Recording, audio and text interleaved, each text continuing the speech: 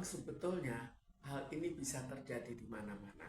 Tapi kalau terjadi pada seorang dokter, dokter itu kan mempunyai suatu kedekatan dalam memegang tubuh seseorang.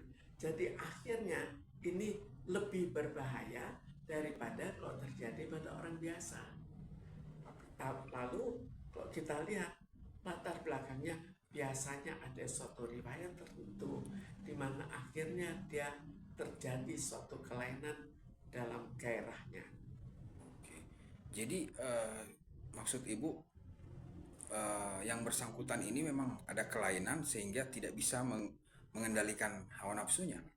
Ya, jadi akhirnya pada suatu saat akan muncul. Jadi bukan otomatis di mana-mana ada, tapi dia juga mencari suatu keadaan di mana dia kira-kira tidak terdeteksi. Oke.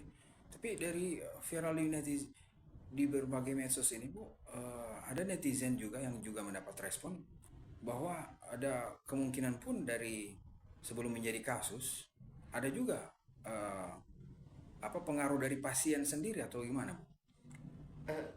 Ya, sekarang pengaruh pasien itu bisa juga dia sekedar memberikan respons yang positif atau mengajak, itu kan berbeda. Tapi dalam hal ini kalau harus dibius dulu, artinya bukan mengajak, tapi mungkin saja dia ramah tapi dianggap sebagai suatu ajakan, walaupun di sini kira-kira bukan demikian. Oke juga. Jadi apa kiat-kiat Ibu, misalnya dari sisi pasien atau apa sehingga kasus ini tidak terulang gitu?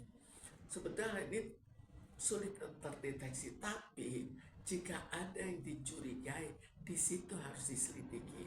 Jadi tidak bisa, oh sebelumnya kita tes, sepertinya itu tidak semudah itu. Jadi jika tiba-tiba kita melihat orang ini agak aneh, maka yang lain juga harus ikut melaporkan. Jadi perlu adanya suatu kerjasama dengan sesama kawan-kawan.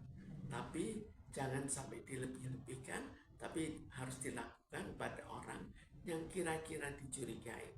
Dan kalau orang dicurigai, itu biasanya bukan hanya satu orang, tapi lebih dari satu orang yang akhirnya juga melihat hal yang sama. Karena di kalangan teman sejawat atau kalau dia masih mahasiswa juga demikian, itu mereka juga lapor, lihat betul ada sesuatu. Baik Bu, terima kasih.